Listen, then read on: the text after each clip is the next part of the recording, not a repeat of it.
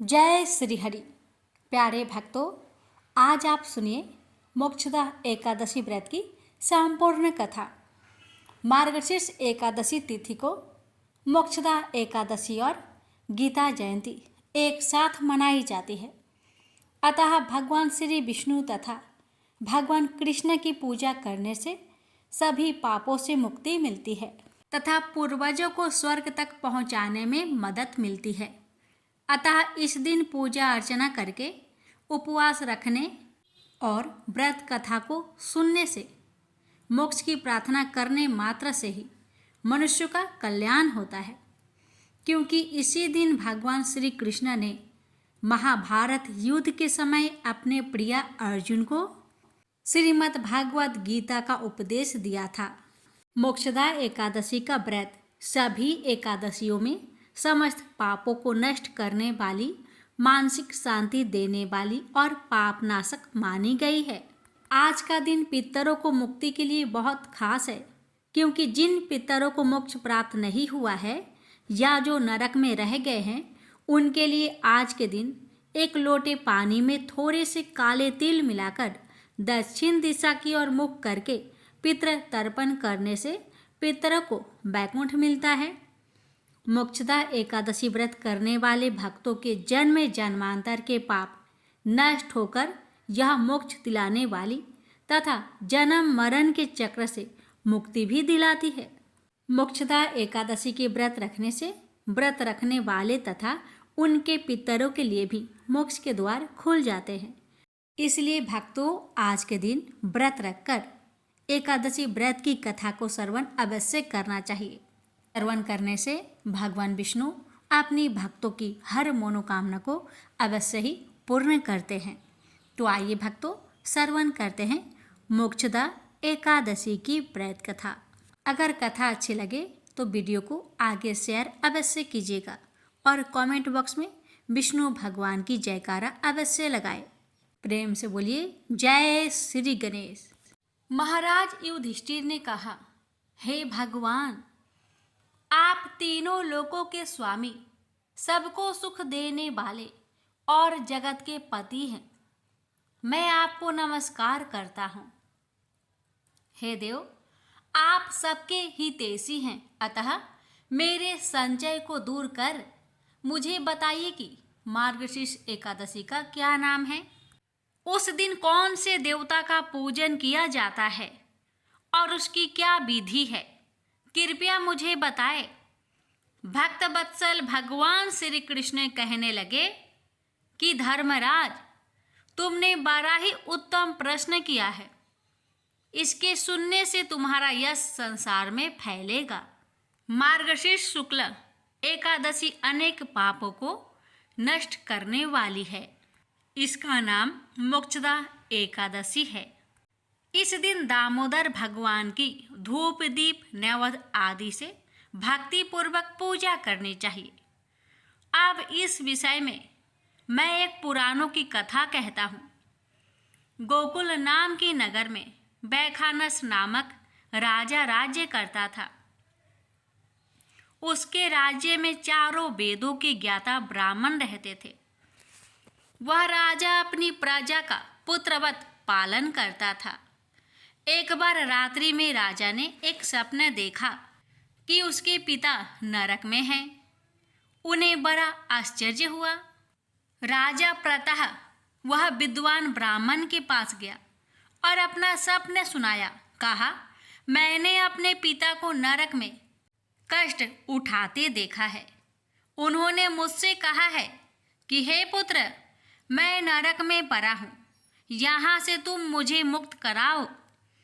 जब से मैंने यह वचन सुने हैं, तब से मैं बहुत बेचैन हूँ। चित्त में बड़ी अशांति हो रही है। मुझे इस राज्य, धन, पुत्र, स्त्री, हाथी, घोड़े आदि में कुछ भी सुख प्रतीत नहीं होता। क्या करूं?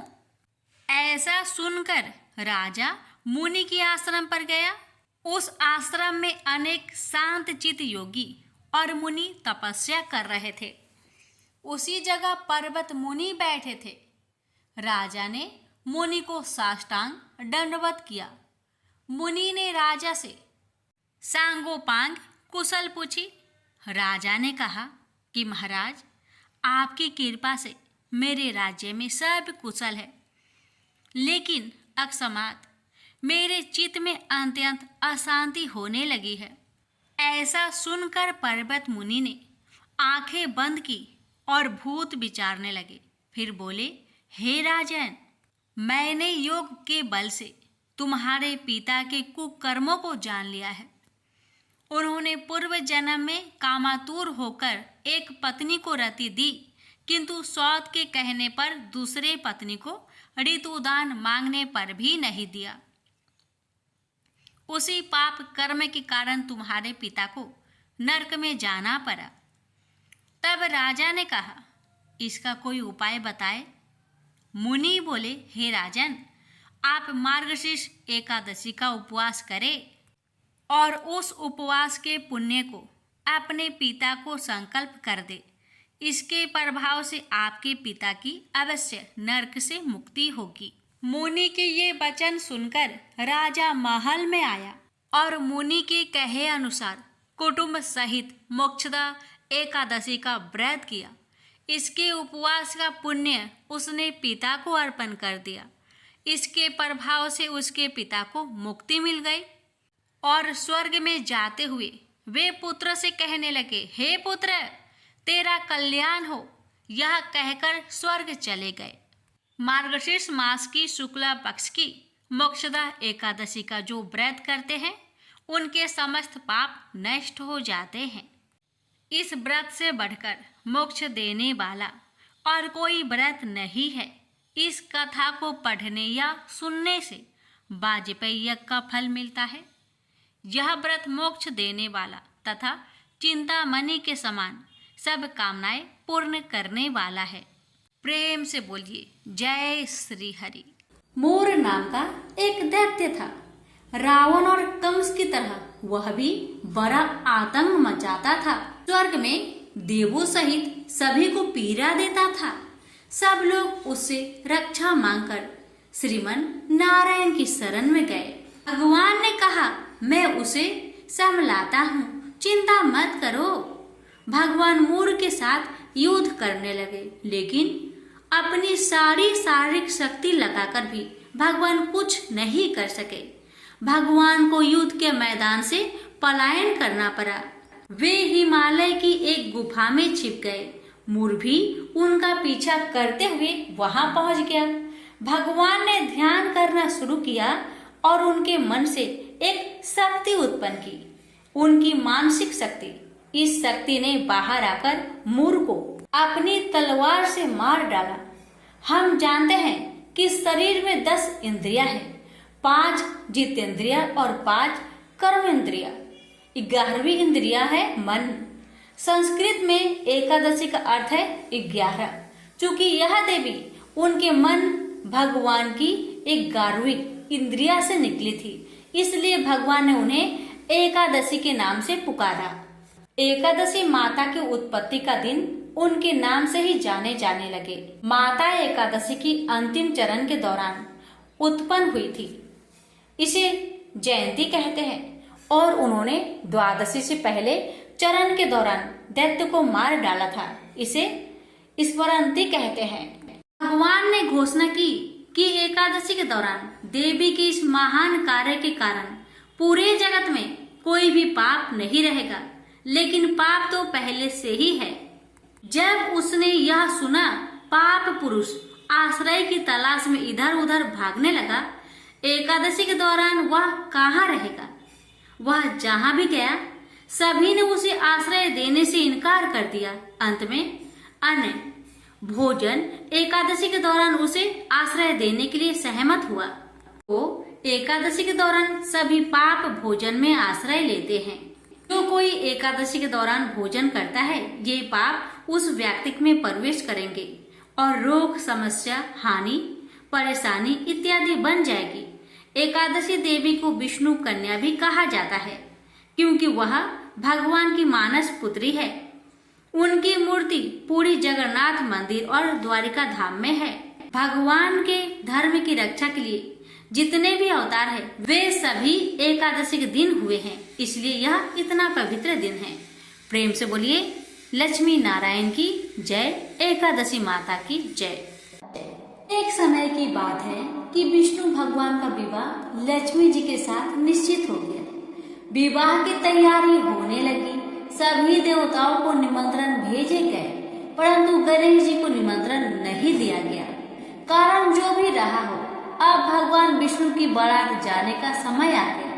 सभी देवता अपनी पत्नियों के साथ विवाह समारोह में आए। उन सब ने देखा कि गणेश जी कहीं दिखाई नहीं दे रहे हैं। तब वे आपस में चर्चा करने लगे कि क्या गणेश जी को नहीं न्योता गया है या स्वयं गणेश जी नहीं आए हैं। सभी को इस बात पर आश्चर्य होने लगा। तभी सबने विचार किया कि विष्णु भगवान से ही इसका कारण पूछा जाए। विष्णु भगवान से पूछने पर उन्होंने कहा कि हमने गणेश जी के पिता भोलेनाथ महादेव को न्योता भेजा है। यदि गणेश जी अपने पिता के साथ आना चाहते हैं तो आ जाए, अलग से न्योता देने की कोई आवश्यकता भी नहीं है। दूसरी बात यह है कि उनको 1.25 मन मूंग, 1.25 मन चावल, 1.25 मन घी और 1.25 मन लड्डू का भोजन दिन भर में चाहिए। यदि गणेश जी नहीं आएंगे तो कोई बात नहीं, दूसरे के घर जाकर इतना सारा खाना पीना अच्छा भी नहीं लगता। इतनी बात कर ही रहे थे कि किसी एक ने सुझाव दिया, यदि गणेश जी आ भी जाए तो उनको द्वार पर बनाकर बैठा देंगे कि आप घर का ध्यान रखना। आप तो चूहे पर बैठकर धीरे धीरे चलोगे तो बारात से बहुत पीछे रह जाओगे। यह सुझाव भी सबको पसंद आ गया, तो विष्णु भगवान ने भी अपनी सहमति दे दी। होना क्या था, इतने में ही गणेश जी वहां आ पहुंचे और उन्हें समझा बुझाकर घर की रखवाली करने बैठा दिया गया। बारात चल दी। तब नारद जी ने देखा कि गणेश जी तो दरवाजे पर ही बैठे हुए हैं, तो वे गणेश जी के पास गए और रुकने का कारण पूछा। गणेश जी कहने लगे कि विष्णु भगवान ने मेरा बहुत अपमान किया है। नारद जी ने कहा कि आप अपनी मूषक सेना को आगे भेज दीजिए, तो वह रास्ता खोद देगी, जिससे उनके वाहन धरती में धंस जाएगी। तब आपको सम्मान पूर्वक बुलाना ही पड़ेगा। अब तो गणेश जी ने अपनी मूषक सेना जल्दी से आगे भेज दी और सेना ने जमीन पोली कर दी। जब बारात वहां से निकली तो रथों के पहिए धरती में धंस गए। लाख कोशिश करे परंतु पहिए न निकले। सभी ने अपने अपने उपाय किए, परंतु पहिए तो नहीं निकले, बल्कि जगह जगह से टूट गए। किसी की समझ में नहीं आ रहा था कि अब क्या किया जाए। तब तो नारद जी ने कहा, आप लोगों ने गणेश जी का अपमान करके अच्छा नहीं किया। यदि उन्हें मनाकर लाया जाए तो आपका कार्य सिद्ध हो सकता है और यह संकट टल सकता है। भगवान शंकर ने अपने दूत नंदी को भेजा और वे गणेश जी को लेकर आए। गणेश जी का आदर सम्मान के साथ पूजन किया। तब कहीं रथ के पहिए निकले। अब रथ के पहिए निकल तो गए, परंतु वह टूट फूट गए थे। उन्हें सुधारेगा कौन? पास के खेत में खाती काम कर रहा था, उसे बुलाया गया। खाती अपना कार्य करने से पहले श्री गणेशाय नमः कहकर गणेश जी की वंदना मन ही मन करने लगा। देखते ही देखते खाती ने सभी पहियों को ठीक कर दिया। तब खाती कहने लगा कि देवताओं, आपने सर्वप्रथम गणेश जी को नहीं मनाया होगा और न ही उनका पूजन किया होगा, इसलिए तो आपके साथ यह संकट आया है। हम तो मूर्ख अज्ञानी हैं, फिर भी पहले गणेश जी को पूजते हैं, उनका ध्यान करते हैं। आप लोग तो देवतागण हैं, फिर भी आप गणेश जी को कैसे भूल गए? अब आप लोग भगवान श्री गणेश जी की जय बोलकर जाए तो आपके सब काम बन जाएंगे और कोई संकट भी नहीं आएगा। ऐसा कहते हुए बारात वहां से चल दी और विष्णु भगवान का लक्ष्मी जी के साथ विवाह संपन्न करा के सभी सकुशल घर लौट आए। हे गणेश जी महाराज, आपने विष्णु को जैसे कारज सरियो ऐसा कारज सबका सिद्ध करजो। बोलो गजानन भगवान की जय। हर व्रत की कथा के साथ पढ़ी और सुनी जाने वाली लपसी तपसी की कहानी एक लपसी था, एक तपसी था। तपसी हमेशा भगवान की तपस्या में लीन रहता था। लपसी रोजाना 1.25 सेर की लपसी बनाकर भगवान का भोग लगाकर जीम लेता था। एक दिन दोनों लड़ने लगे। तपसी बोला, मैं रोज भगवान की तपस्या करता हूँ, इसलिए मैं बड़ा हूँ। तपसी बोला, मैं रोज भगवान को 1.25 सेर लापसी का भोग लगाता हूँ, इसलिए मैं बड़ा हूँ। नारद जी वहां से गुजर रहे थे। दोनों को लड़ता देखकर उनसे पूछा कि तुम क्यों लड़ रहे हो। तपसी ने खुद के बड़ा होने का कारण बताया और लपसी ने अपना कारण बताया। नारद जी बोले, तुम्हारा फैसला मैं कर दूंगा। दूसरे दिन लपसी और तपसी नहाकर अपनी रोज की भक्ति करने आए तो नारद जी ने छुपकर 1.25 करोड़ की एक एक अंगूठी उन दोनों के आगे रख दी। तपसी की नजर जब अंगूठी पर पड़ी तो उसने चुपचाप अंगूठी उठाकर अपने नीचे दबा ली। लपसी की नजर अंगूठी पर पड़ी लेकिन उसने ध्यान नहीं दिया। भगवान को भोग लगाकर लपसी खाने लगा। नारद जी सामने आए तो दोनों ने पूछा कि कौन बड़ा है, तो नारद जी ने तपसी से खड़ा होने को कहा। वो खड़ा हुआ तो उसके नीचे दबी अंगूठी दिखाई पड़ी। नारद जी ने तपसी से कहा, तपस्या करने के बाद भी तुम्हारी चोरी करने की आदत नहीं गई, इसलिए लपसी बड़ा है और तुम्हें तुम्हारी तपस्या का कोई फल भी नहीं मिलेगा। तपसी शर्मिंदा होकर माफी मांगने लगा। उसने नारद जी से पूछा, मुझे मेरी तपस्या का फल कैसे मिलेगा। नारद जी ने कहा, यदि कोई गाय और कुत्ते की रोटी नहीं बनाएगा तो फल तुम्हें मिलेगा। यदि कोई ब्राह्मण को भोजन करवाकर दक्षिणा नहीं देगा तो फल तुम्हें मिलेगा।